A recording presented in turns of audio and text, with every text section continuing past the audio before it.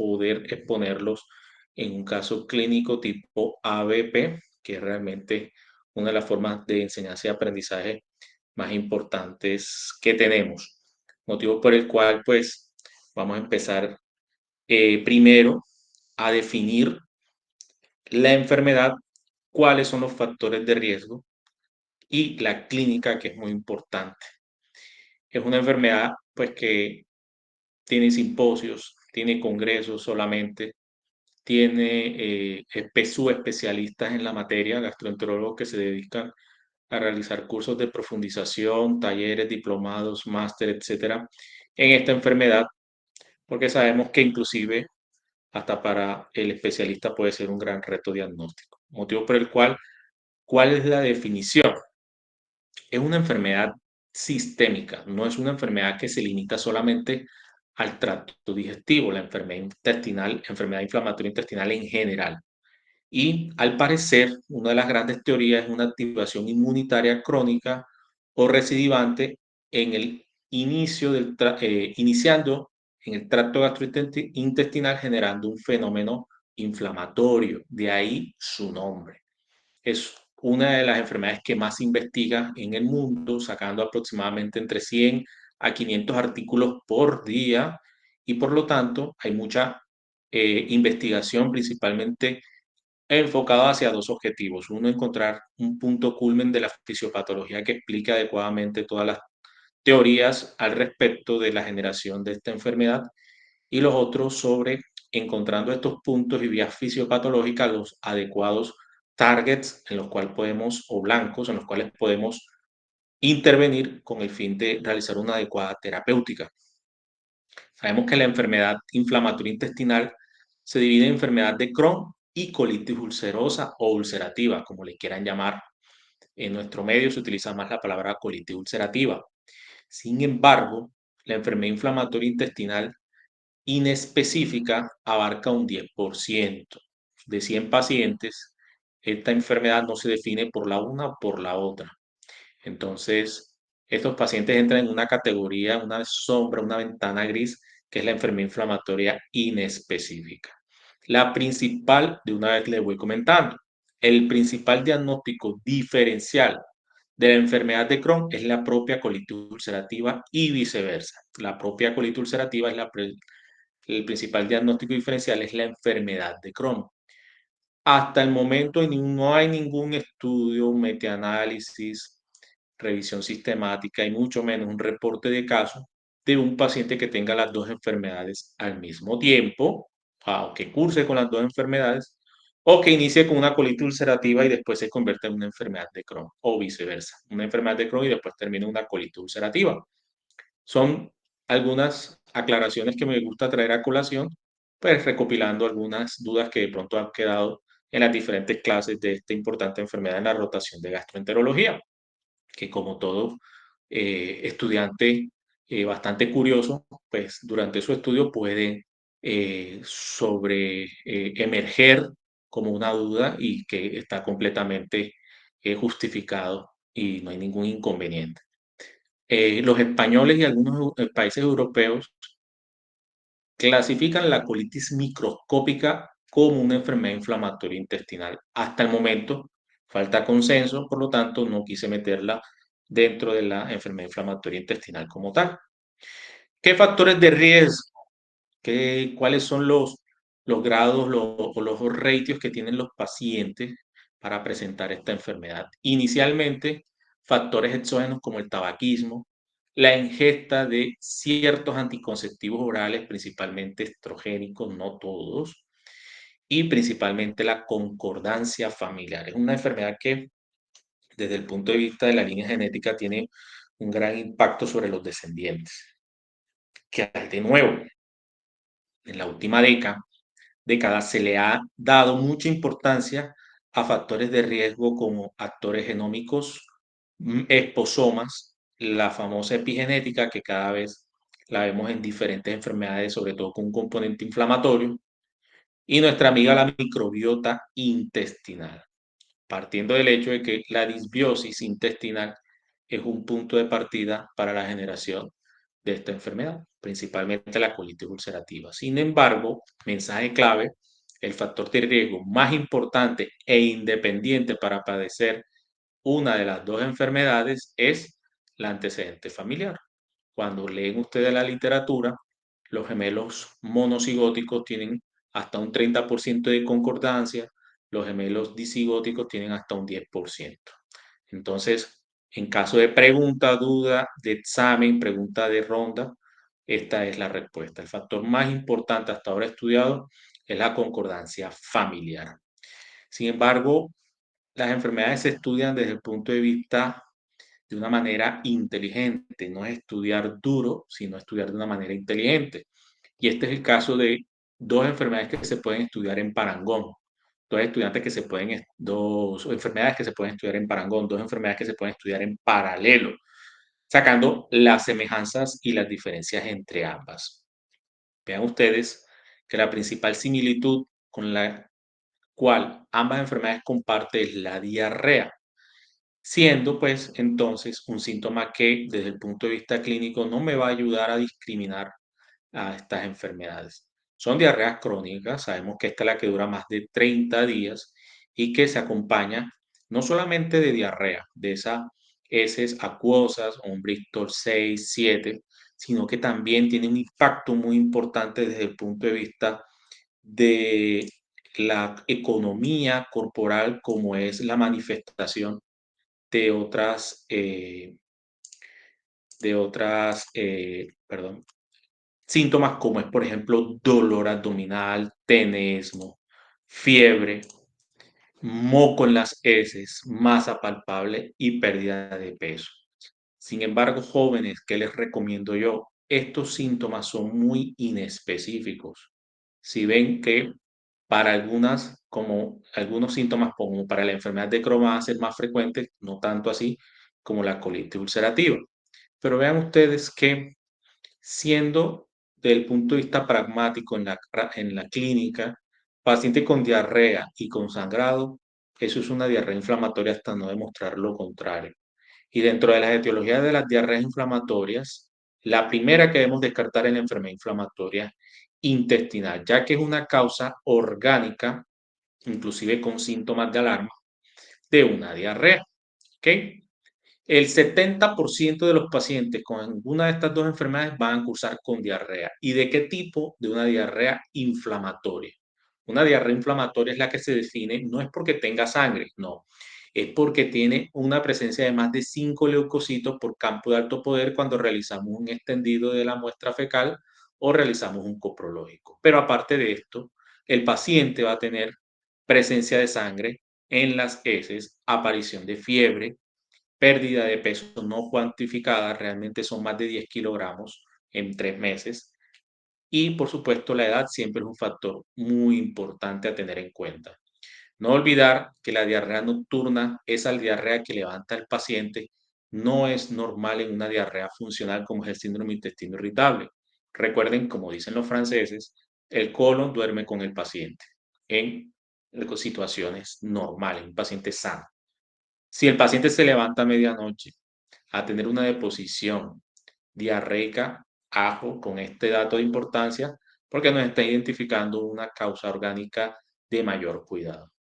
Por supuesto que el paciente va a continuar dentro de su historia natural de la enfermedad a presentar múltiples manifestaciones como hepatoesplenomegalia, masas abdominales, palpables, por supuesto, en la clínica, la mayoría, palidez mucocutánea, adenopatías y dentro de los laboratorios que estamos obligados a realizar un hemograma para descartar anemia, macrocitosis, hipoalbuminemia, diferentes reactantes de fase aguda aumentados, siendo el laboratorio hasta ahora de más ayuda para enfocar una posible enfermedad inflamatoria intestinal, la calprotectina fecal.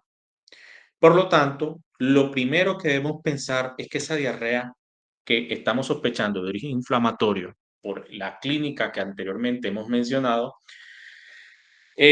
descartar algunas otras enfermedades que nos causen esa diarrea. Por lo tanto, esta batería de exámenes, al menos desde un punto de vista inicial, me ayudan a enfocar una diarrea crónica. Vean ustedes la importancia de realizar anticuerpos contra VIH tipo 1, tipo 2, siendo muy importante recalcar que ante la gran sospecha de ese paciente, ya sea por la apariencia, por la clínica, por la conducta de riesgo sexual, por antecedentes de consumo de sustancias psicoactivas, de compartir agujas intravenosas, etcétera, y tengamos un HIV negativo y sigamos con la alta sospecha, deberíamos realizar una repetición de la prueba. En la práctica, en algunas ocasiones hemos tenido casos que ante la duda y persistencia, inclusive con dos pruebas iniciales negativas, una tercera puede dar positiva.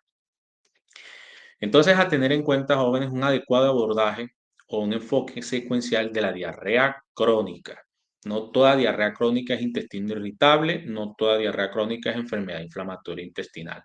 Lo inicial que debemos preguntarle al paciente es si realmente lo que tiene es una diarrea, si realmente el paciente lo que presenta son ese tipo el Bristol 6, Bristol 7, porque de pronto pacientes consideran que alguna consistencia o el aumento en la cantidad de las heces que realizan en un solo día puede obedecer a esta entidad llamada diarrea. Una vez confirmado que realmente el paciente tiene una diarrea acuosa, en la cual la fotodocumentación que nos pueda mostrar el paciente juega un papel importante, el paso 2, el paso a seguir es descartar medicamentos que puedan causar diarrea. Muchos medicamentos, más de 700 medicamentos, tienen como efecto adverso la aparición de diarrea, pero en nuestro medio hay algunos medicamentos que debemos tener en cuenta de uso común y muy frecuente, como es, por ejemplo, medicamentos como la metformina, medicamentos como la liraglutida, medicamentos anti, antiulcerosos o protectores de la mucosa gástrica, como es el hidróxido de magnesio, inclusive algunos antihipertensivos de la familia de los ARA2, medicamentos colchicina, medicamentos AINE, producen estos últimos algo que se denomina enteropatía por AINE, que es mucho más frecuente que la gastropatía por AINE, que en el 90% es asintomático u oligosintomático y cuando se presenta puede tener diarrea nuestro paciente. Una vez descartados los medicamentos, el paso 3 es clasificar en tres grandes grupos nuestra diarrea crónica, ya sea en el grupo de diarrea inflamatoria, en la cual ya saben la definición, recuerden, más de 5 leucocitos por campo de alto poder, ya sea esteatorrea, un paciente que nos dice que desde el punto de vista de la anamnesis, de semiología, las heces fecales son abundantes, son muy malolientes y flotan en forma de gotas en la taza, o ya sea acuosa, y aquí debemos subdividirla en osmótica y secretora.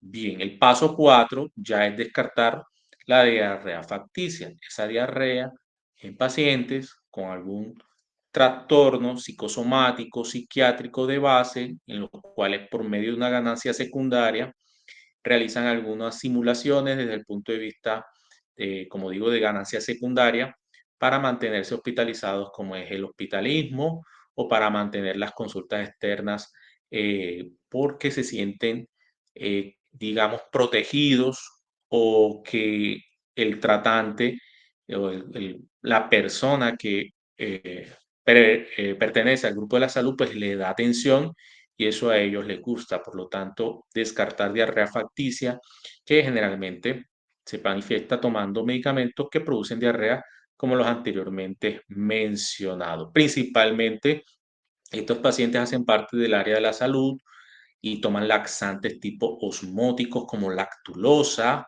como hidróxido de magnesio, la famosa milanta y también el polietilenglicol. Medicamento último que se utiliza mucho en estreñimiento crónico de larga data. Entonces vean ustedes que algunas características importantes en cuanto al diagnóstico diferencial entre ambas enfermedades es, por ejemplo, que el tabaquismo es un factor de riesgo para Crohn. La localización es muy importante, esto me parece a mí fundamental, que la enfermedad de Crohn ataque solamente de la boca al ano, siendo principalmente manifestación o la localización a nivel de la región ileocólica. Esa es la principal manifestación de, o la principal localización de la enfermedad de Crohn. Por otro lado, la inflamación desde el punto de vista local, sabemos que el Crohn es transmural, mientras que la colitis ulcerativa solamente ataca la mucosa y que es continua la afectación como tal, mientras que en el Crohn es parcheada.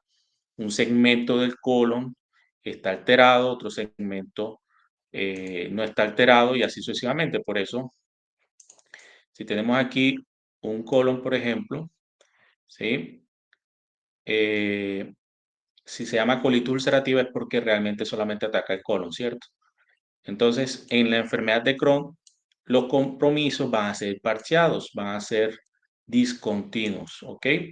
Mientras que en la enfermedad colitis ulcerativa, que el 90% de los casos empieza en el recto, generalmente es un compromiso continuo. Eso de que siempre, esa máxima de que la colitis ulcerativa siempre empezaba en el recto, está mandada a recoger hasta un 10% de de las colitis ulcerativas empiezan diferente a una localización del recto, ¿listo? Generalmente la afectación de la colitis ulcerativa es ascendente, va de abajo hacia arriba, mientras que la enfermedad de Crohn no tiene ninguna, digamos, sentido de localización desde el punto de vista donde empieza la enfermedad. Pero recuerden que en la enfermedad de Crohn, la localización más frecuente es el ilion distal y el colon proximal, ¿ok? La afectación ileocólica. Muy importante a tener eso en cuenta. Desde el punto de vista macroscópico, el aspecto empedrado es más frecuente en la enfermedad de Crohn y las úlceras tienden a ser más lineales y profundas que en la colitis ulcerativa, que tienden a ser más superficiales. Finalmente, desde el punto de vista histológico, los granulomas son muy característicos en la enfermedad de Crohn y los abscesos crípticos en la colitis ulcerativa. Sin embargo, si bien son muy específicos, son poco sensibles. Solamente el 20 a 25% de los Crohn y de las colitis ulcerativas tienen estos hallazgos como tal. Entonces, si ustedes me preguntan cuáles son los principales puntos a tener en cuenta para poder diferenciar ambas enfermedades, me quedaría con la localización, el grado de afectación, el aspecto empedrado en la macroscopia, que más adelante los vamos a ver, y por supuesto la histología que nos reporte el patólogo. Bien, en cuanto a la diarrea, sabemos que no hay ninguna predilección, en ambas se presenta casi con la misma proporción, pero vean que el dolor abdominal es más frecuente en la enfermedad de Crohn, localizado generalmente en mesogastrio, tirando hacia la flanco izquierdo y perdón, flanco derecho y fosíliaca derecha. Recuerden que la manifestación, localización más frecuente es la región ileocólica, ¿ok? La pérdida de peso tiende a ser más rápida en la enfermedad de Crohn, sin embargo, es más larvada y continuada en la colitis ulcerativa. Finalmente, lesiones perianales, fístulas principalmente, son más características en la colitis, perdón, en la enfermedad de Crohn, siendo las lesiones perianales de un peor pronóstico. No es lo mismo, eso es un dato fino, es un dato para llevar a la casa. No es lo mismo un Crohn sin lesiones perianales, como por ejemplo una fístula, que un paciente con Crohn con fístula. De hecho, es un criterio de peor pronóstico, de enfermedad más severa, de más refractariedad a los tratamientos, y de hecho es una indicación actualmente para iniciar los inmunomoduladores de manera inicial. Desde el punto de vista de obstrucción, fístula y estenosis y abscesos, es más frecuente en la enfermedad de Crohn. Sin embargo, hay mayor riesgo de sangrado, perforación y de megacolon tóxico en la colitis ulcerativa.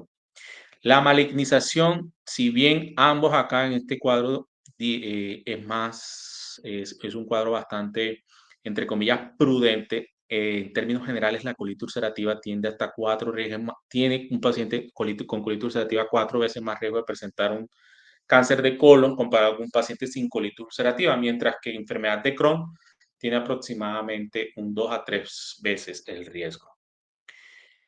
Entonces, ¿cómo es el enfoque del trabajo diagnóstico de nuestro paciente? Un paciente que hasta ahora no tiene diagnóstico. y ese es el escenario más frecuente que vemos en nuestra ciudad. En Cartagena no hay un estudio de prevalencia de esta enfermedad inflamatoria intestinal. Sin embargo, lo que vemos en la práctica es algo muy similar a lo que vemos en el resto de Colombia, inclusive en Latinoamérica. Y es que la colitis ulcerativa es 3 a 4 veces más frecuente que la enfermedad de Crohn. Entonces, el escenario que le van a encontrar a ustedes es un paciente que no tiene diagnóstico y que se está manifestando con todas las anteriores clínicas que anteriormente le había mencionado, principalmente una diarrea inflamatoria con sangrado intermitente, pero también les puede llegar un paciente con manifestaciones extraintestinales ya con un diagnóstico establecido y que llegue con actividad. Entonces vemos más adelante que los criterios de Lennart-Jones son muy importantes para determinar un adecuado diagnóstico de ingreso, siendo el examen físico, la epidemiología local y los síntomas muy importantes a tener en cuenta en la hora de realizar el diagnóstico. Eso sin tener en cuenta de que antes de casarnos con un diagnóstico de enfermedad inflamatoria, estamos obligados a descartar enfermedades muchísimo más frecuentes en nuestro medio, como son infecciones crónicas o agudas desde el punto de vista gastrointestinal, colitis inducidas por drogas, como es la colopatía por AINE, como es la colopatía por olmesartán, entre otras, y otras enfermedades menos frecuentes, ¿ok? Como enfermedades autoinmunes. Una vez la sospecha clínica me lleva a el trabajo o la necesidad de realizar esta batería de herramientas diagnósticas abordando principalmente un laboratorio, que más adelante lo vamos a ver, endoscopia, histología, imágenes, entre otros estudios. ¿Listo? Una vez confirmado la enfermedad inflamatoria intestinal, ya hemos pasado de esta parte que sigue siendo un poco difícil desde el punto de vista de diagnóstico diferencial y ya teniendo un diagnóstico confirmado de una de las dos enfermedades inflamatorias, tenemos que presentar a nuestro paciente desde un punto de vista de una clasificación de acuerdo al grado de actividad de la enfermedad. ¿Ok? Con eso hay que realizar un abordaje más específico con endoscopia, con imágenes, marcadores serológicos y marcadores fecales, como es la calprotectina fecal, que no me voy a cansar de comentarla en la presente charla. Eso con el fin de realizar una clasificación de Montreal. Esta es una enfermedad que tiene muchas clasificaciones. Sin embargo, estas clasificaciones es porque como hay muchos grupos de investigación y muchos grupos de trabajo, cada quien comienza según su experiencia a aportar a la, a la, a la práctica médica pues su opinión como tal. Eso no quiere decir que una sea mejor que la otra. Entonces van a ver cuáles clasificaciones son las recomendadas con el fin del punto de vista que sea más fácil y sobre todo que sea extrapolado a nuestro medio. Síntomas debido a la actividad, entonces según esto vamos a realizar un tratamiento dependiendo del grado de afectación que tenga nuestro paciente. Así las cosas y con esta pequeña introducción vamos a hablar de un caso clínico en el cual se trata de un masculino de 44 años, 3 meses de diarrea, hasta 10 episodios al día, con sangre, fiebre, asociado a tenesmo rectal, tiene poliartralgias de manera asimétrica, principalmente en articulaciones grandes como codo o rodilla, asociado a astenia, dinamia, pérdida de peso, cuantificada en 5 kilogramos y palidez mucocutánea. Como antecedente de importancia, madres colitis ulcerativa. Entonces vean ustedes que hasta el momento tenemos un paciente masculino que se presenta, está en el rango de presentación 44 años. Esto es una enfermedad que tiene dos picos de presentación, tanto la colitis como el Crohn. Es una de los 30 a los 40 y otra una presentación tardía después de los 60 años. Más frecuente entre los 30 y los 40 a 45 años. Una diarrea crónica, sangre, síntomas sistémicos y tiene un componente muy importante desde el punto de vista de filiación familiar. Se le hizo una colonoscopia, la cual reportaba una colitis ulcerativa, pero las biopsias se le habían extraviado. En el examen físico, lo más llamativo era un dolor a la palpación en marco cólico izquierdo sin ruidos, sin irritación peritoneal y ruidos intestinales presentes. Los signos vitales, si bien había tendencia a la hipotensión, había frecuencia cardíaca elevada, 106, y respiratoria de 22, con una temperatura elevada para un rango de fiebre. El índice de masa corporal, el paciente estaba desnutrido porque tiene un índice de masa corporal menor de 20 y vean que las conjuntivas pálidas y mucosa seca. En otras palabras, el paciente llegó con un grado de afectación de la bulimia muy importante por toda la deshidratación que está presentando a raíz de la diarrea. Sin embargo, también llama la atención que en los miembros inferiores presentaba unas lesiones nodulares, eritematosas, dolorosas la mayoría, y que aparte de eso en dolor izquierdo, en codo izquierdo y rodilla derecha, y esta última tenía un derrame articular. Entonces, dentro de esta sospecha diagnóstica, pues lo primero que debemos pensar en un paciente con los anteriores hallazgos es una probable colitis ulcerativa. ¿Por qué? Bueno, ya tenía una sospecha endoscópica con una colitis ulcerativa acá en la colonoscopia. Sin embargo, las biopsias juegan un papel muy importante en el diagnóstico. Este paciente se les había extraviado, bastante frecuente en nuestra práctica, que infortunadamente nuestros pacientes boten algunos laboratorios o se les extravían algunos laboratorios de importancia. Sin embargo, siempre está eh, acechando otros diagnósticos diferenciales porque no todo es colitis ulcerativa o enfermedad de Crohn, como es una diarrea de origen infeccioso, ya sea por parásitos, ya sea por bacterias enteroinvasivas, Giardia, Campylobacter jejuni, etc. Pero ojo con esto, no todo lo que parece y no todo lo que parece es. En otras palabras, no nos debemos casar con una enfermedad inflamatoria inmediatamente, ni con una enfermedad infecciosa. Hay enfermedades infiltrativas de tipo neoplásico y enfermedades autoinmunes, inclusive medicamentosas y por radioterapia, que pueden simular una enfermedad inflamatoria intestinal fácilmente. Dentro de los resultados de laboratorio de nuestro paciente, a pesar de estar agudamente, crónicamente se ve afectado, pero desde el punto de vista agudo ya hay una alteración de su estado sistémico desde el punto de vista de la bulimia. Vean ustedes que los leucocitos están dentro de límites normales a pesar de todo, pero los neutrófilos están ligeramente con tendencia al aumento. Hay un predominio neutrofílico ligero con una eosinófilo bastante normales para descartar una colitis eosinofílica. A pesar de toda la sangre que el paciente ha referido, la hemoglobina para un masculino está de 13,2, cosa que es normal, pero con tendencia al límite inferior. Las plaquetas están dentro de límites normales para al menos descartar un trastorno plaquetario o una hemostasia primaria.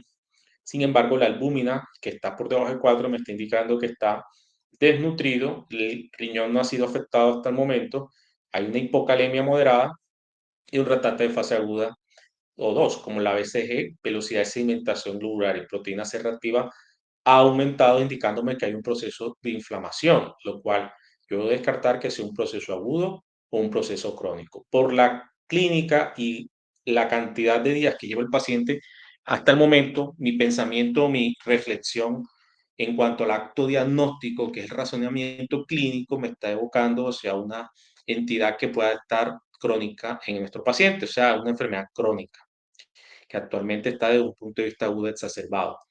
Las radiografías, el abdomen simple son normales. En este caso, el abdomen simple se solicitó. Recuerden que el paciente tenía dolor. El coprocultivo fue negativo y muy importante, las toxinas A y B para Clostridium difficile y la prueba de tuberculina fue negativa. Pero doctor, ¿por qué le piden estos exámenes? ¿Por qué? Porque el Clostridium difficile produce una enfermedad, ojo, que ya no se llama Clostridium difficile del 2016. No quiero que digan Clostridium, digan Clostridioides difficile a partir de ahora, porque es una entidad muy importante para producir un tipo de diarrea que se llama colitis pseudomembranosa y que cursa muy importante o simula muy adecuadamente la clínica de un paciente con enfermedad de Crohn o colitis ulcerativa. Sin embargo, el punto clave aquí es que el paciente ha tenido un antecedente reciente o inclusive de más de un año de ingesta de antibióticos, principalmente uno que se llama clindamicina. Sin embargo, cualquier antibiótico, cualquier familia de antibióticos te puede dar una colitis pseudomembranosa secundaria a esta bacteria, Clostridium difficile. ¿Cómo se manifiesta, cómo se diagnostica? Con proteína C reactiva y con la identificación de la toxina A y B para la misma. Pruebas de tuberculina, porque el paciente se le está descartando primero una tuberculosis, aunque no es el estudio ideal para esta. Sin embargo, ante una radiografía de tórax normal y una tuberculina negativa, al menos podemos descartar una tuberculosis latente. ¿Ok? ¿Cómo hacer el diagnóstico?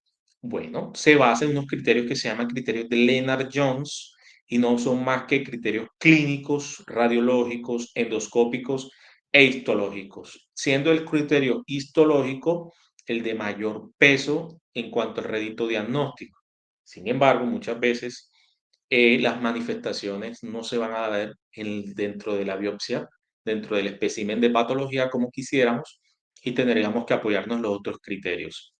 ¿Ok?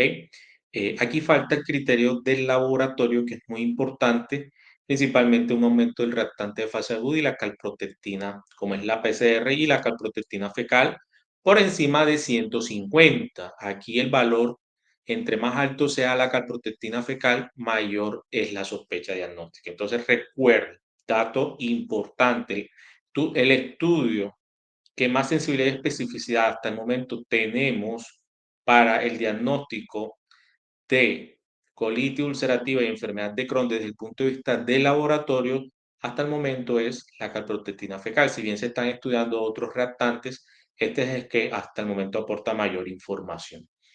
Dentro de los criterios histológicos hay unos criterios mayores y unos criterios menores. Hay patólogos especialistas en enfermedad inflamatoria intestinal y muchas veces, al no quedar de pronto el clínico o el médico tratante satisfecho, convencido con el reporte del corte histológico, podemos solicitar una segunda revisión. Vean ustedes entonces que tanto los criterios clínicos aquí descritos, radiológicos, endoscópicos e histológicos, es una sumatoria con una alta sospecha de nuestro paciente para realizar el diagnóstico. En otras palabras, un solo eh, criterio o un solo resultado de laboratorio no es indicativo de una enfermedad inflamatoria intestinal tipo colitis ulcerativa.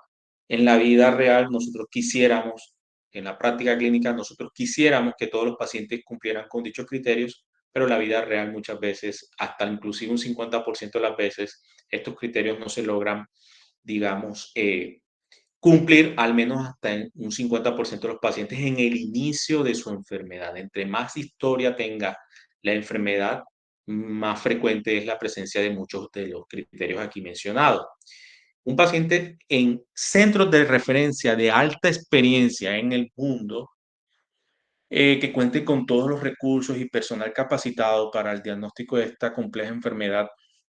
En promedio, un paciente se demora el diagnóstico 3 años. Empezó los síntomas hoy. En promedio, hasta 3 años, en el 2028, el paciente va a ser diagnosticado. Que recuerden que las enfermedades van cambiando de acuerdo con las manifestaciones clínicas y síntomas que nos va tirando la enfermedad. Si yo les digo a ustedes, vamos a armar un rompecabezas y la primera ficha es una cola, ¿en qué enfermedades piensan ustedes? Perdón, ¿en qué animal piensan ustedes? En muchos animales que tienen cola, ¿cierto? Pero si ese animal, la segunda ficha del rompecabezas sale una melena y la tercera una garra y la cuarta unos colmillos, ¿sí?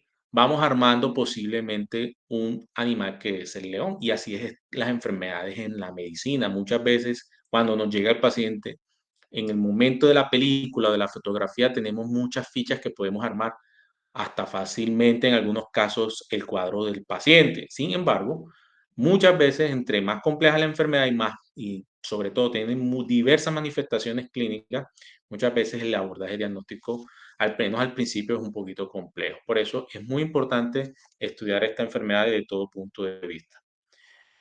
Y para completar de digamos, desordenar un poco más nuestro abordaje diagnóstico, es una enfermedad que no solamente te ataca el sistema digestivo, también te ataca eh, otros órganos, por eso es que es una enfermedad sistémica.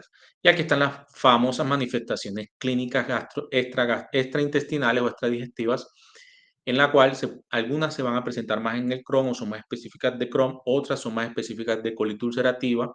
Algunas manifestaciones extradigestivas son dependientes de la actividad digestiva, o sea, que un paciente tenga en estos momentos una colitis ulcerativa, dicha enfermedad digestiva extradigestiva se va a despertar. Algunas son independientes del curso de la enfermedad, puedes totalmente tener la colitis ulcerativa controlada, pero una enfermedad que es la Colangitis esclerosante primaria, que se asocia mucho a la colitis ulcerativa, puede tener un curso completamente independiente. Esta enfermedad con el tiempo puede llevar a una cirrosis de nuestro paciente. Entonces vean ustedes que si bien hay muchas, bueno, hasta un 25 o 30% de los pacientes pueden tener una manifestación extraintestinal, o sea, tener su enfermedad digestiva, o sea, su enfermedad inflamatoria intestinal como tal, su compromiso del ilion, del esófago si es un Crohn, del estómago si es un Crohn, del colon si es una colitis ulcerativa, pero hasta un 30% aparte de eso tienen alguna afectación extraintestinal. Vean ustedes entonces que si bien son muchas, hay colangitis clorosante primaria, artropatías tipo 1, tipo 2, sacroileitis, eritema nodoso como el caso clínico, el que es más de colitis ulcerativa, el pioderma gangrenoso que es de enfermedad de Crohn, la uveitis que es más de enfermedad de Crohn, la epiescleritis que es más de colitis ulcerativa. Sin embargo, pregunta de examen, pregunta de ronda, la principal manifestación extradigestiva de la enfermedad inflamatoria intestinal, sea Crohn o sea colitis ulcerativa, es y seguirá siendo hasta el momento la anemia, la cual es una anemia mixta, una anemia con una carga fisiopatológica como es el secuestro de hierro, por lo tanto te genera una anemia crónica o puede ser una enfermedad ferropénica por ausencia adecuada de la absorción de este elemento muy importante que es el hierro. Esta es la colonoscopia de nuestro paciente. Se le hizo una ileocolonoscopia. ¿Qué significa eso? Aparte de que la colonoscopia, llegamos hasta la válvula ileocecal y se intubó la válvula ileocecal y se le revisaron los primeros 15 centímetros del ilion distal. Por eso se llama una ileocolonoscopia. Y vean ustedes este paciente en el recto, cómo tenía estas lesiones, que semiológicamente las podemos describir como unas lesiones ovaladas, circunferenciales, algunas con bordes irregulares, pero bordes definidos, con conglomerado eritematoso intenso, asociado a abundante edema, miren cómo se ve bastante brillante, con eritema y petequias de interlesiones, podríamos decirle, sin sangrado activo hasta el momento. Seguimos avanzando y este es el colon próximo, el colon sigmoide, y vean ustedes cómo ya ese patrón de estas lesiones circunscritas han venido disminuyendo, pero la manifestación es simétrica, significa que está tanto del lado izquierdo como del lado derecho de la circunferencia del colon. Es una lesión continua, vean que no hay una parte aquí sana, una parte comprometida, una parte sana, una parte comprometida, sino que es un compromiso que sigue y hasta el momento llevamos recto y llevamos colon sigmoides. Vean ustedes el eritema, el edema. Esto es una úlcera, vean ustedes, con un centro de fibrina y esto es material mucoide fibrinoso. Acá el compromiso es mucho más acentuado. Vean cómo se ve este borde bien delimitado y esto es que me está traduciendo que la enfermedad se encuentra activa en estos momentos. Esta enfermedad no tiene cura. Esta enfermedad, la enfermedad inflamatoria intestinal, tiene tratamiento y el paciente puede tener una vida completamente normal, pero hasta el momento no tiene cura. Vean ustedes que seguimos avanzando. Ya esto es el ángulo esplénico. Sigue. Aquí hay una disminución de la luz, pero es porque estamos en el ángulo esplénico. Vean ustedes esto bien rojo, bien edematizado con un color rojo intenso. Seguimos al colon transverso. Vean cómo el colon ha perdido sus pliegues, sus austras. Es un colon liso con abundante eritema. Vean estos parches rojos. Aquí ya se va viendo un edema muy importante y ya este es el colon derecho. Vean que aquí sí ya hay un sangrado que es espontáneo porque hasta el momento el tubo no ha pasado por acá. Si el tubo rosa, eso se llama ir sangre, eso se llama una friabilidad de la mucosa. Vean que sigue manteniendo similitudes macroscópicas en la colonoscopia con los anteriores segmentos, aquí el colon derecho, pero aquí podemos decir que es más comprometido porque existe un sangrado. Ya esto es a nivel del ciego y por lo tanto el paciente, el ilion no estaba comprometido, listo, el ilion distal estaba normal. El resultado del reporte de la colonoscopia es que se vio edema, sangrado y ulceraciones con un score endoscópico que se llama score de Mayo. Recuerden que estamos en el mes de mayo, pero es porque la clínica Mayo donde se inventó este score, ¿listo? Y pues recuerden que el paciente ya tenía un antecedente de colitis ulcerativa, por eso sino que se le habían perdido las biopsias. Por eso es que el endoscopista, al realizar la colonoscopia, se casa inmediatamente como primera instancia una colitis ulcerativa aguda severa y la clasifica como Mayo 3. Sin embargo, este score solamente es aplicable cuando el paciente ya tiene una colitis confirmada, como hasta el momento y presuntivamente consideramos con nuestro paciente. De todas maneras, el doctor no se quedó quieto, no se confió, le tomó biopsias, ¿sí? Y el reporte informa que efectivamente tiene una colitis ulcerativa con actividad aguda severa, está severamente comprometido. Y muy importante, se le realizó una técnica de tinción a esas biopsias para descartar un citomegalovirus, el cual fue negativo. Y esto es muy importante, jóvenes. ¿Por qué? Porque hay dos causas que despiertan la colitis ulcerativa que estaba dormido. Ese paciente que estaba bien, de un momento a otro empieza a descompensarse, a tener diarrea sanguinolenta, dolor abdominal, fiebre, etcétera, y las dos causas principales son o una que el paciente dejó el tratamiento y no lo tomó, o la otra, las infecciones, siendo el citomegalovirus un germen vírico por excelencia en la familia, virus tipo 4 por excelencia para despertar esa colitis ulcerativa. Si aquí hubiera salido positivo, yo solamente no le tenía que haber, al citomegalovirus, yo solamente no le tenía que haber hecho tratamiento de la colitis ulcerativa. Tenía que haber empezado un medicamento antiviral contra el citomegalovirus, como puede ser el valaciclovir, ganciclovir.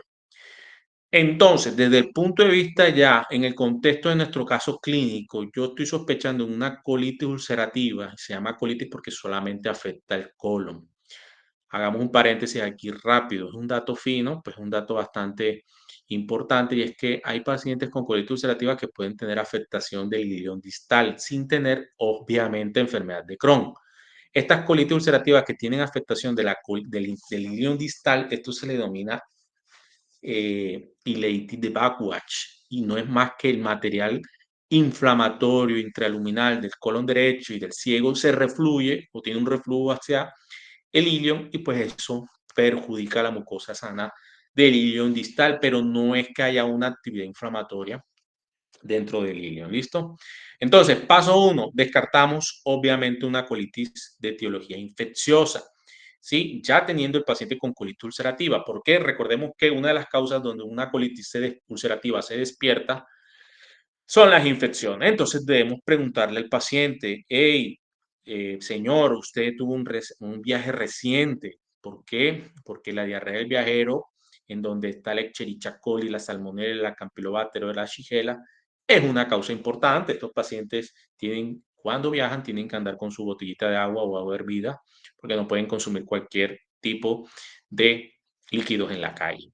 Le realizamos su hemograma, por supuesto que sí, teniendo principalmente la calprotectina fecal, la PCR y la toxina A y B para Clostridium difficile dentro de nuestro arsenal. Aquí no está, pero debemos realizarle serología para citomegalovirus, serología tipo inmunoglobulina G, tipo inmunoglobulina M, siendo la PCR para citomegalovirus el estudio más fidedigno para descartar esta enfermedad.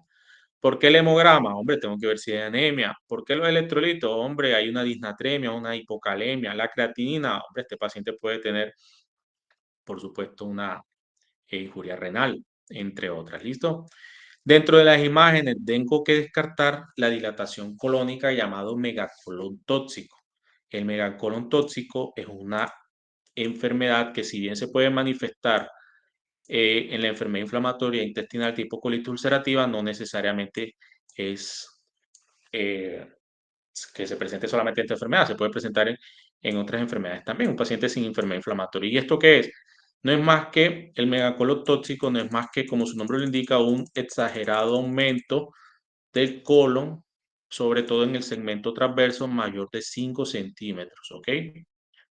En toma de una radiografía de serie de abdomen agudo. Entonces, este colon está súper dilatado por activación de toda esa cascada inflamatoria que está desencadenando una, un colon perezoso, por decirlo así, y no hay una actividad propulsiva. Y esto que genera aumento de la presión dentro del colon y posteriormente una perforación, llevando a un paciente a una peritonitis. Para eso me sirven las imágenes, la radiología.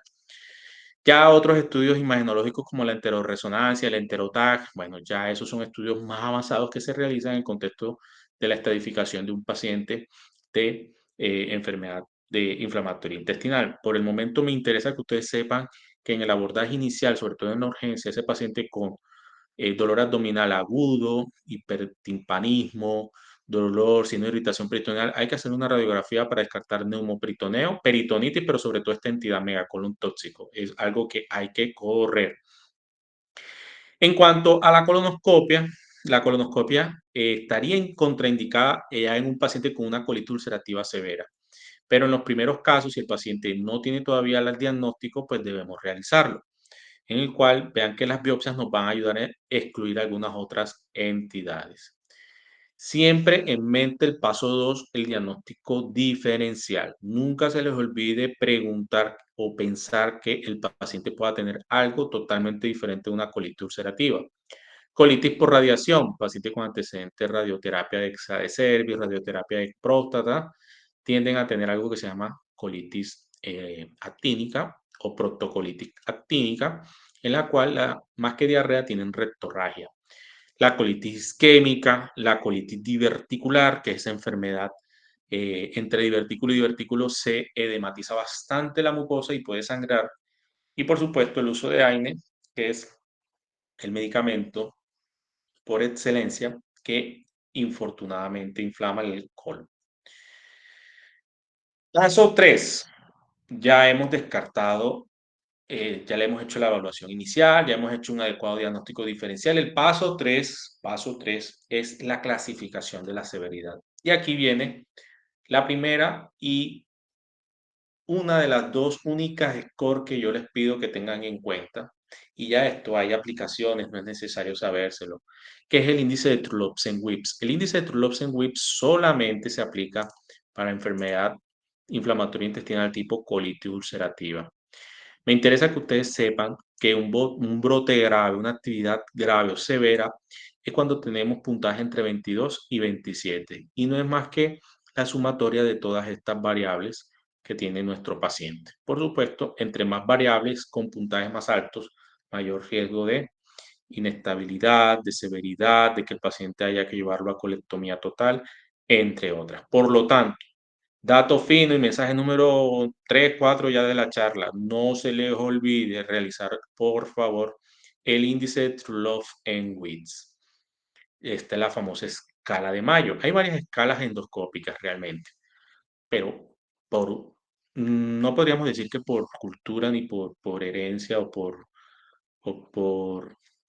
digamos, tradición, utilizamos la escala de Mayo, porque realmente las otras escalas son más específicas, sino que esta escala de Mayo es muy, pero muy fácil de realizar o es muy práctica, en otras palabras. Vean ustedes que un Mayo cero, ojo que un paciente puede tener enfermedad inflamatoria intestinal tipo colitis ulcerativa y su colon estar completamente sano. Eso sería nuestro ideal. Eso sería uno de los targets del tratamiento. Desde ya, hay tres targets o tres principales eh, objetivos en el tratamiento. El principal es control de síntomas, que el paciente tenga una calidad de vida. El segundo es el control endoscópico, que el paciente tenga un colon así de bonito, normal, bien sano. Y el tercero es que las biopsias no tengan actividad de la enfermedad. Listo. Esos son los tres targets del tratamiento.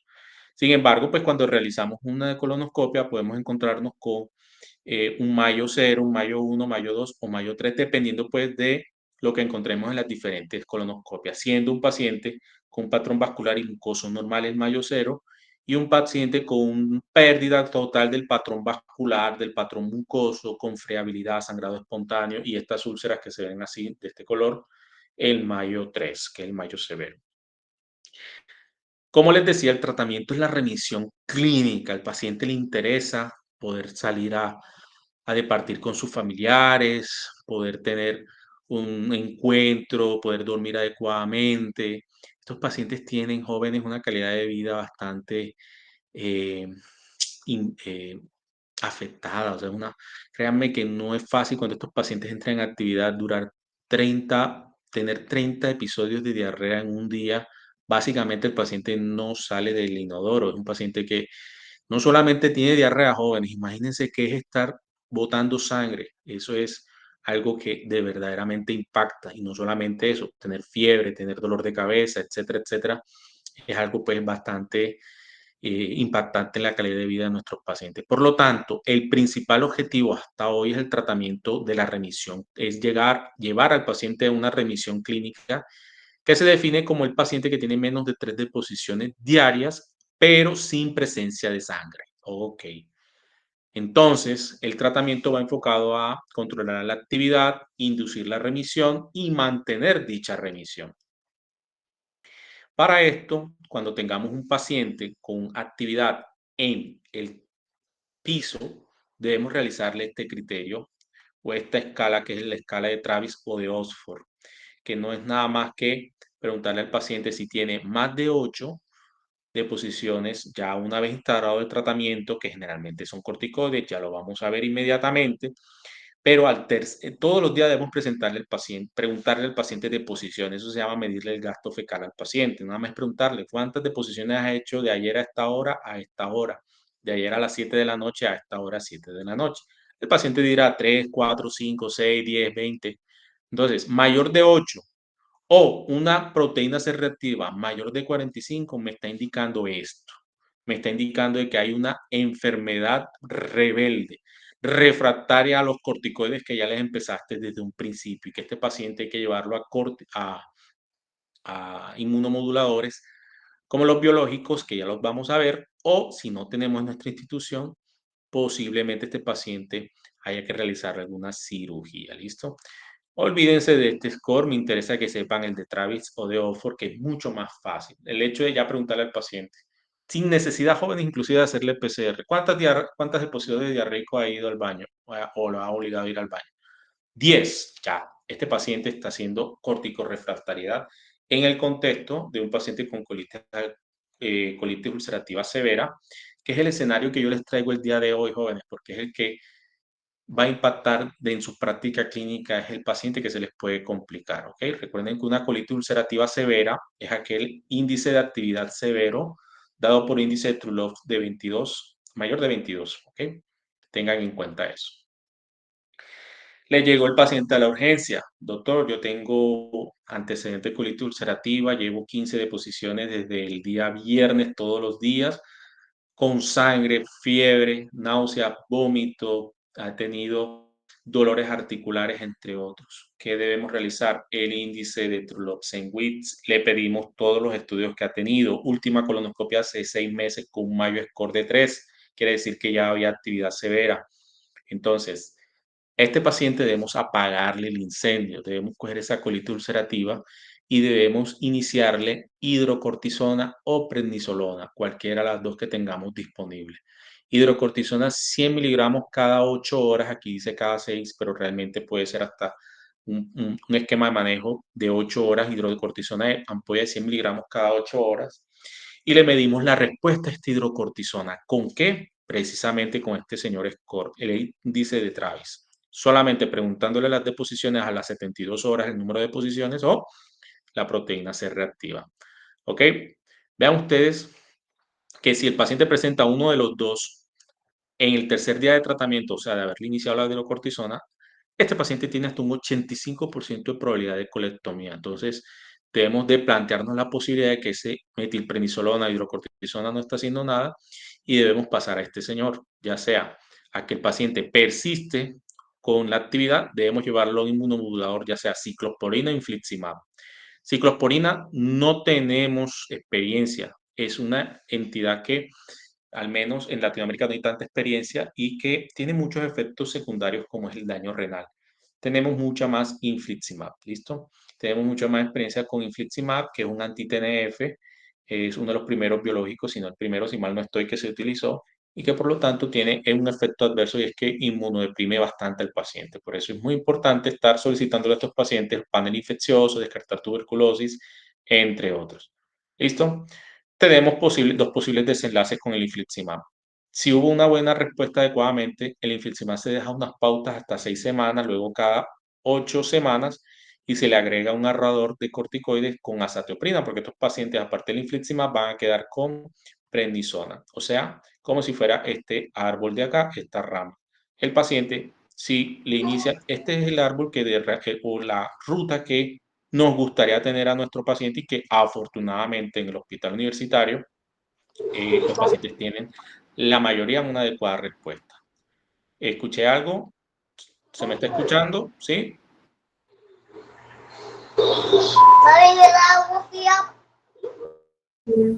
Jóvenes, ¿se me está escuchando? Sí, sí se escucha. Sí, doctor. Perfecto. Entonces la hidrocortisona, y jóvenes, tienen preguntas, háganlas, no se preocupen. Entonces, esta es la ruta que tenemos o que queremos que realmente suceda. Iniciamos hidrocortisona, hacemos el índice de Travis de Oxford, que es lo mismo, a los 3, 5 días. Aquí hice 5 días, realmente a los 3 días es mejor. Y si mejora nuestro paciente, ya el índice de posiciones es menos de 8 y la PCR ha disminuido más de un 50%, quiere decir que está respondiendo, no es corticorefractario nuestro paciente. Entonces ya quitamos la hidrocortisona IV y vamos dejándole prednisona 40 miligramos con reducción gradual a las 8 semanas. A las 8 semanas, o sea, a los 2 meses, ya le vamos disminuyendo para dejarlo finalmente con azatioprina e iniciarle un posible agente inmunológico, un inmunomediador, un biológico como es un anti-TNF o un vedolizumab, pero ya esto es desde el punto de vista ambulatorio. En cambio, esto es desde el punto de vista intrahospitalario, ¿ok? No me desgasto hablando de esta parte del algoritmo porque realmente en Colombia hay muy poca experiencia con eso.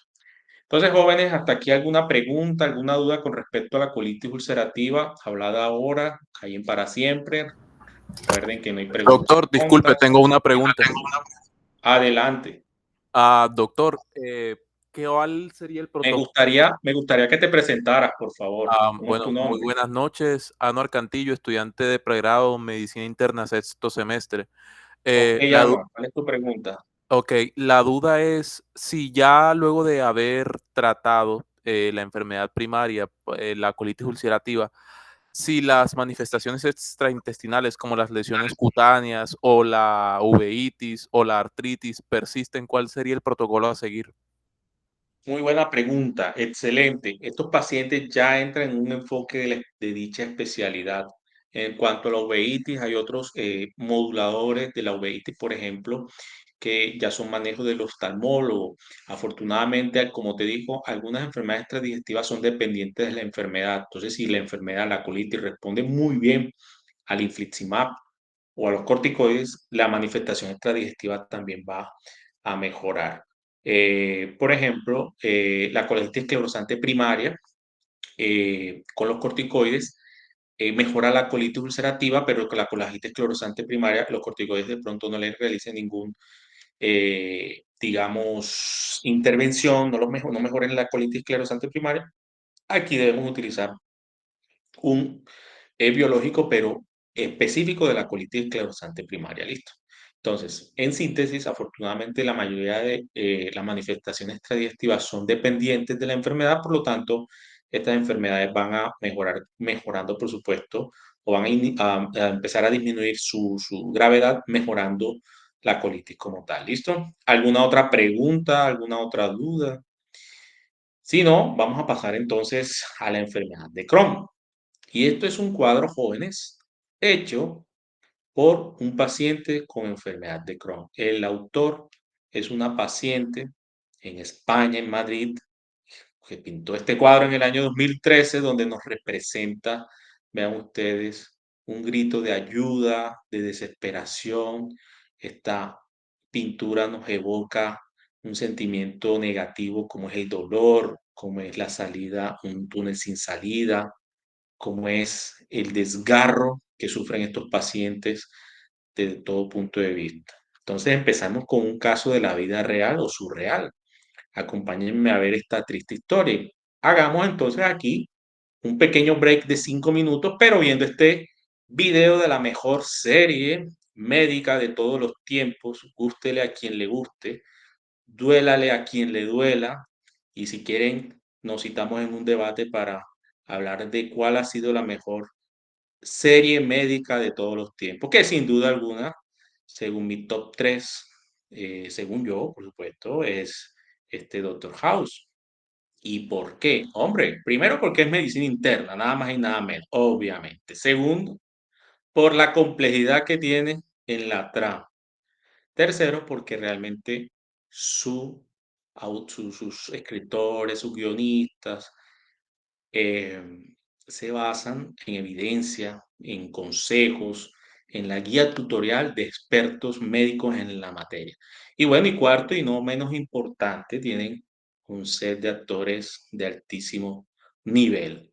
Entonces los invito estos 5 minutos a descansar un poco de la charla, pero también para que vean el caso clínico muy importante de este caso del Dr. House que terminó siendo finalmente una, una colitis ulcerativa. A ver, bueno, y no solamente una colitis ulcerativa, también este caso es un caso de medicina interna, muy interesante. Vean ustedes todo el árbol diagnóstico que estos personajes tuvieron que llegar hasta el final del diagnóstico de nuestro paciente, que los voy a contextualizar.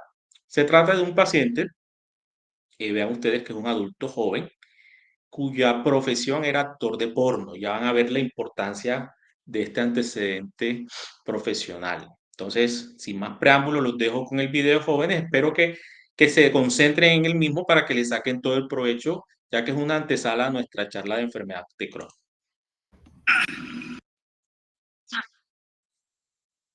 Mis ojos, siento como si fueran a estallar. Enfermedades venéreas, toxicológico. Entonces, ahí que tenemos. ¿Alguien me dice cómo se llama ese síntoma que ha presentado el paciente? A ver, Anuar. Dolor en los ojos con la luz. ¿Fotofobia? ¿Fotofobia? Excelente. Fotofobia, fotosensibilidad. Muy bien, ese es el síntoma. Información.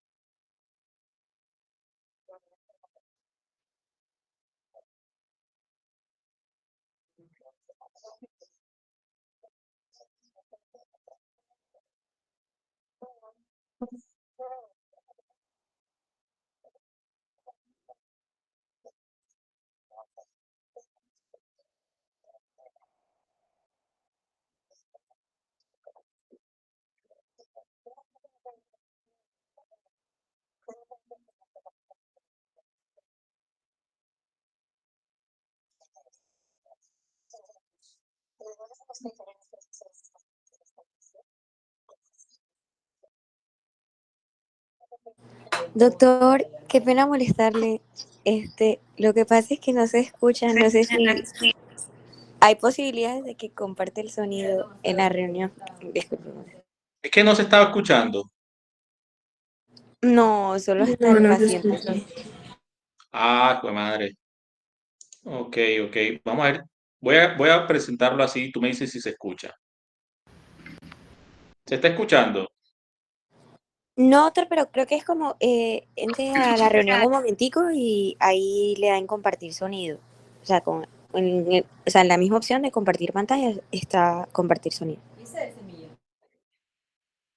Compartir pantalla. O por acá.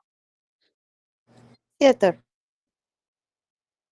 ¿Dónde tú me dices? Puede, por ejemplo, dejar de compartir un momento y luego cuando vuelva a compartir, le aparece la opción como para compartir sonido también.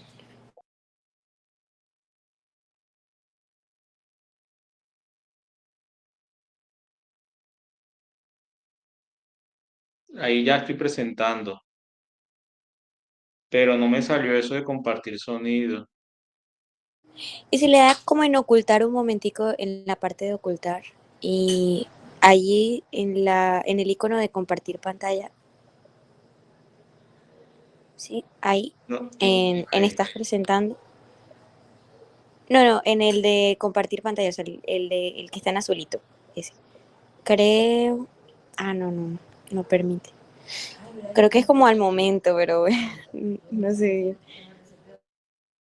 Bueno, nos quedamos entonces pendientes del video bien chévere que estamos, pero les prometo entonces que por medio de algún estudiante les comparto el capítulo y la temporada, creo que es como la cuarta, si mal no estoy, del capítulo de Doctor House. Lástima que no se pudo escuchar, pero bueno, vamos para adelante que esto sucede a veces con algunas plataformas. Entonces, vamos a continuar con la presentación. Así que voy a continuar con la charla. Entonces, bueno, vamos a empezar con la clase de Crohn con un caso clínico, jóvenes.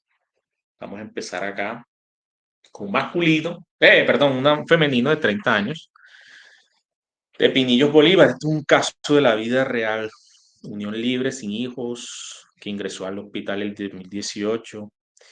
Y bueno, vamos a ver el desenlace, ya que la remitieron por una anemia ferropénica.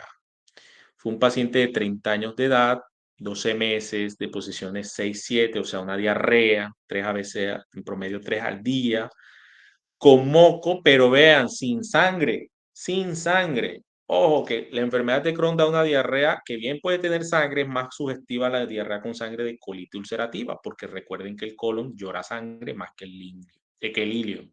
Aunque el ilion llore sangre, cuando está más inflamado, llora más moco, por lo tanto, una diarrea con moco. Además que refiere a astenia, dinamia, refiere urgencia fecal posterior a la ingesta de alimentos, o sea que después de tener una diarrea que se llama una diarrea lientérica. ¿Alguien sabe qué es una diarrea lientérica? En 5 segundos para que no le dé tiempo de buscarlo en Google. 3, 2, 1. Nadie. Bueno, una diarrea lientérica es presencia de restos de alimento en la diarrea. Entonces, no se absorbió, no se digirió bien en el estómago. Entonces están los granitos de arroz, el frijol, el maíz, etcétera, etcétera. ¿Ok?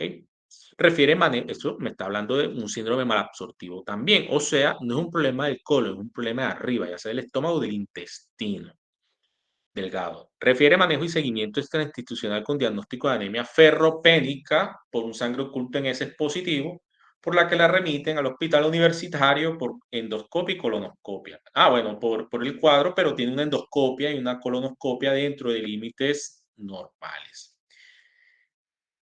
Todos los antecedentes personales, básicamente apendicectomía y colecistectomía, recordemos que tiene 30 años, para tener 30 años y ya colecistectomizada, bueno, grávida 6, para 0, aborto 6, se desconoce fecha de última menstruación y fecha de última citología. Dentro de la revisión por sistema, me interesa que sepan que la paciente negaba todo esto, que presentaba 9 meses con deposición Bristol 4-5 en promedio, 2 a 3 veces al día. Aquí realmente debe ser 6 y 7 para que sea una diarrea, con dolor abdominal ocasional tipo cólico de 5 de 10 en intensidad. En cuanto al examen físico, era una paciente, vean, ¿cómo están esos signos vitales? ¿Quién me los interpreta, por favor? A ver, alguien que me interprete esos signos vitales. ¿Cómo está nuestra paciente? ¿Está bien? ¿Está buqueando? ¿Hay que trasladar la reanimación? A ver.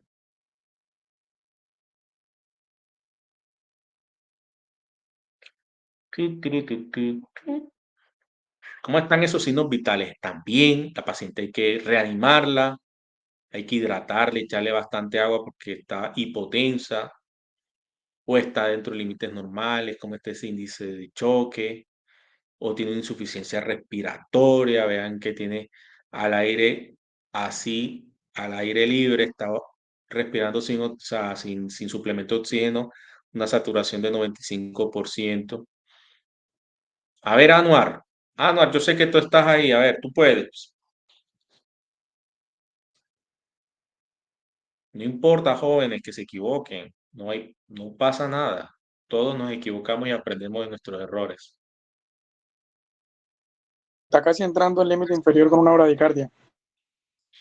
Eso está ahí en el rango inferior de una bradicardia, listo, pero vean que no tiene 59 como para decir que tiene una bradicardia. Ahora, el resto del límite de exámenes están básicamente dentro de límites, el resto de, perdón, de signos vitales están normales, con una frecuencia respiratoria entre 15 y 20, y vean que tiene un índice de masa corporal de 24, o sea que está bien nutrida, al menos por índice de masa corporal, que sabemos de entrada que no es un buen determinante de la nutrición, del estado nutricional de un paciente. Al examen físico, lo más llamativo era que la palidez mucocutánea, la cabeza, cara y cuello estaba dentro de límites normales. Entonces, la fisiopatología de la enfermedad inflamatoria intestinal, específicamente el Crohn, es bastante compleja.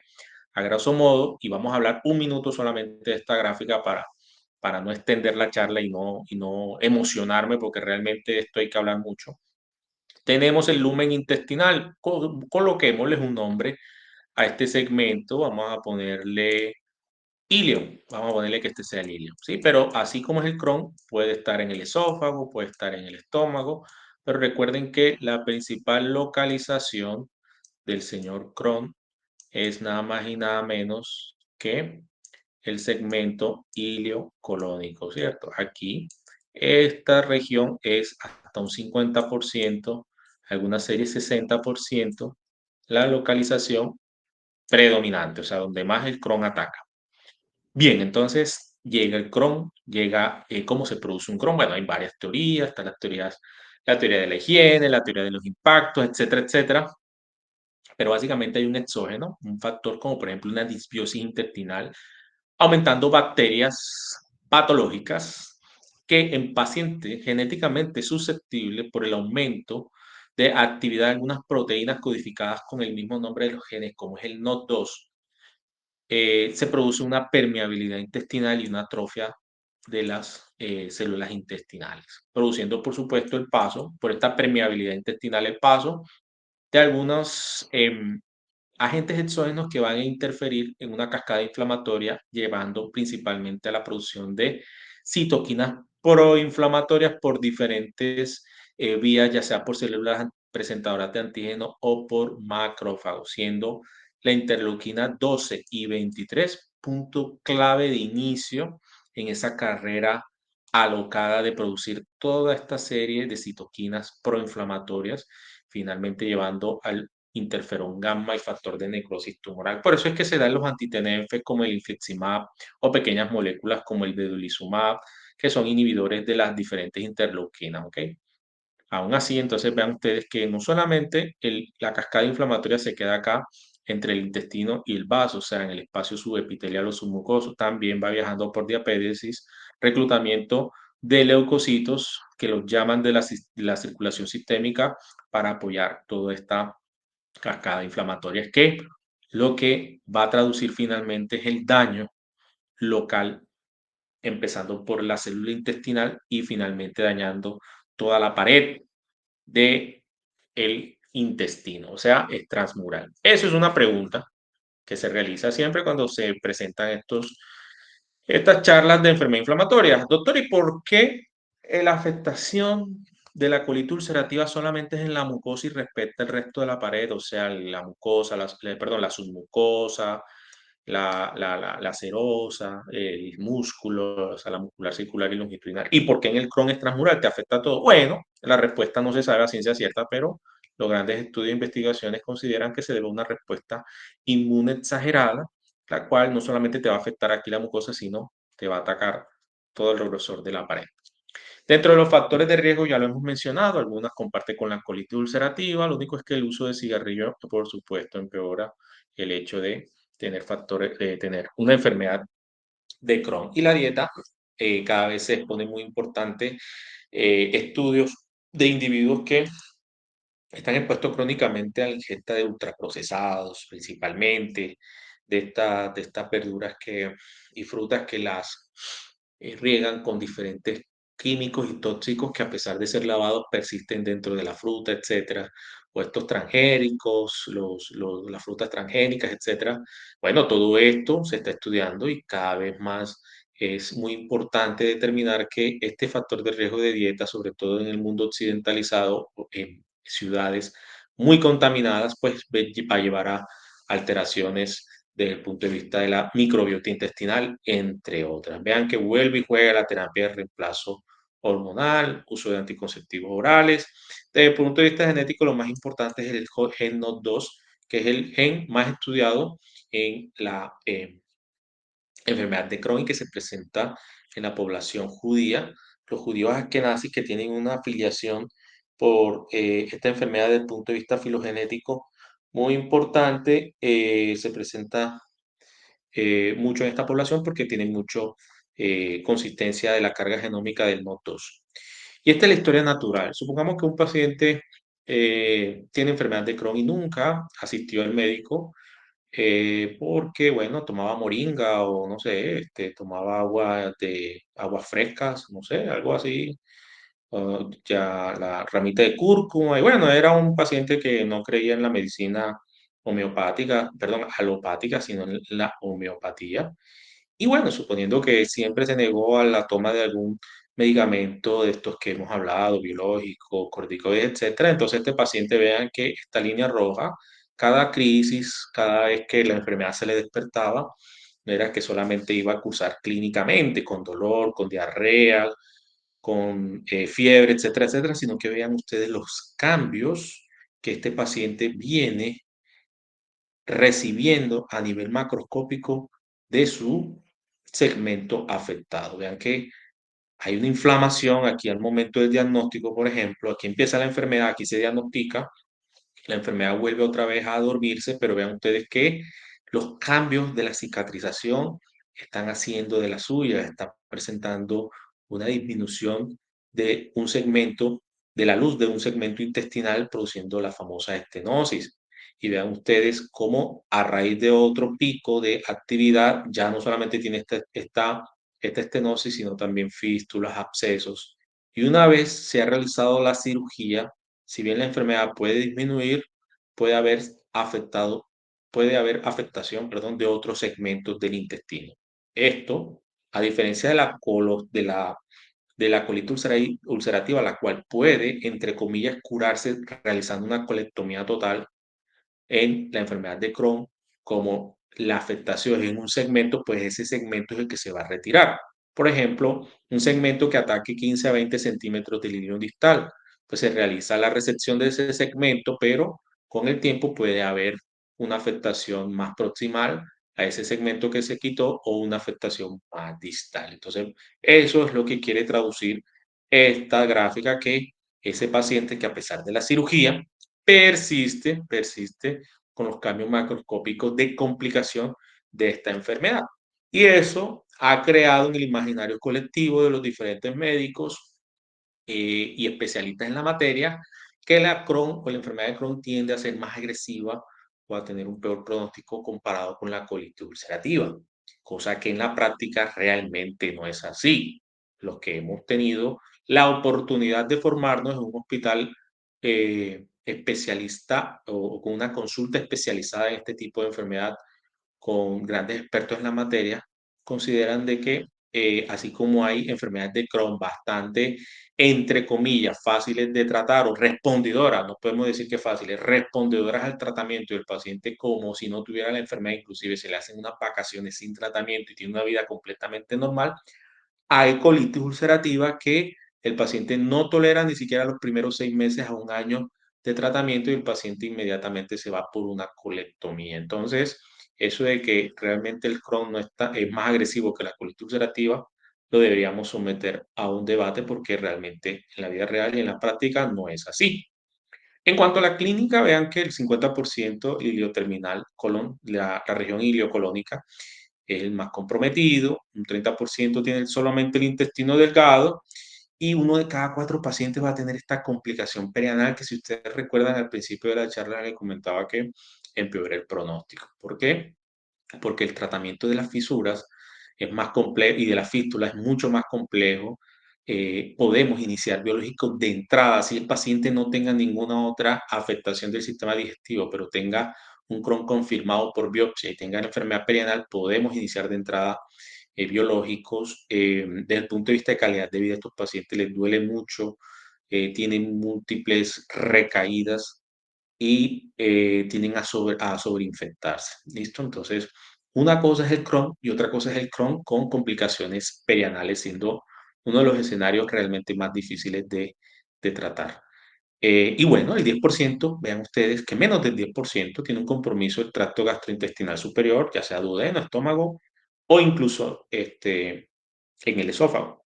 Tuve un caso conocido de un paciente que se llevó una esofaguectomía porque tenía un segmento medial del esófago comprometido por una enfermedad de Crohn bastante de difícil manejo. Esto me va aquí a caracterizar de un fenotipo de presentación de la enfermedad que puede ser inflamatoria, estenótica o fistulizante. ¿Ok? Entonces se puede presentar aquí un 50%, un 25% y un 25%. ¿Ok? La más frecuente es enfermedad inflamatoria. Dentro de la clínica, pues va a depender del fenotipo del Crohn, ya sea una clínica predominantemente inflamatoria, estenótica o fistulizante. Entonces vean que la inflamatoria, algo muy parecido a la colitis ulcerativa, sino que aquí la diarrea es menos sanguinolenta, es más con mucosidad y hay más dolor abdominal. Mientras que la estenótica, por supuesto, el paciente va a tener un síndrome de obstrucción abdominal o de obstrucción intestinal crónica, eso se denomina síndrome de Ogilvy, y puede haber ausencia de flatos, sonidos de hiperactividad, entre otras. Y la fistulizante, recordemos que una fístula es una comunicación entre una cavidad que es cubierta de epitelio por otra cavidad cubierta de epitelio. Entonces, las fístulas o comunicaciones pueden ser de una parte del intestino delgado a otra parte, esto se denomina fístula enteroentérica, de la intestino delgado a la vejiga o al ureter, a la vagina, a la cutánea, ¿sí? Esto se llama enterocutánea y los famosos abscesos, que no es más, la fístula no es más que una traducción de un absceso que busca una boca. O sea que la fístula es la evolución de un absceso. El Montreal es muy importante clasificar. El Montreal es como el número de cédula de la enfermedad de Crohn.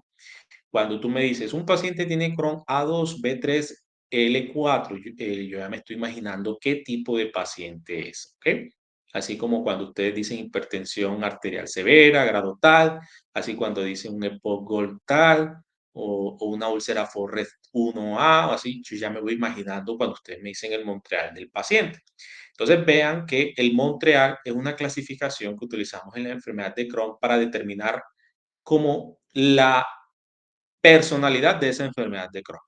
Entonces vean que va A de age, de edad, B de behavior, de comportamiento, y realmente un segundo, por favor, jóvenes. Denme 5 minuticos ya enseguida estoy con ustedes. Hola, Mafe, ¿cómo estás? Aló. Hola, Mafe. ¿Cómo estás?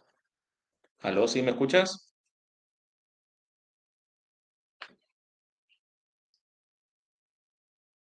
Ajá,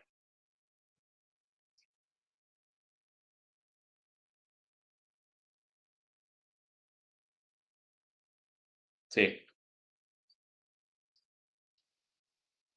sí.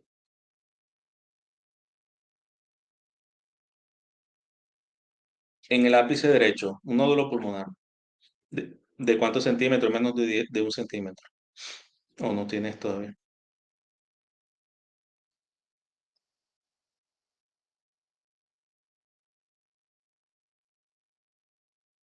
Ok,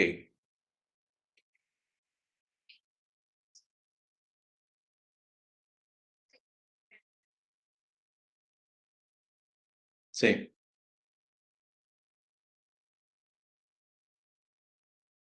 Ujú, ok,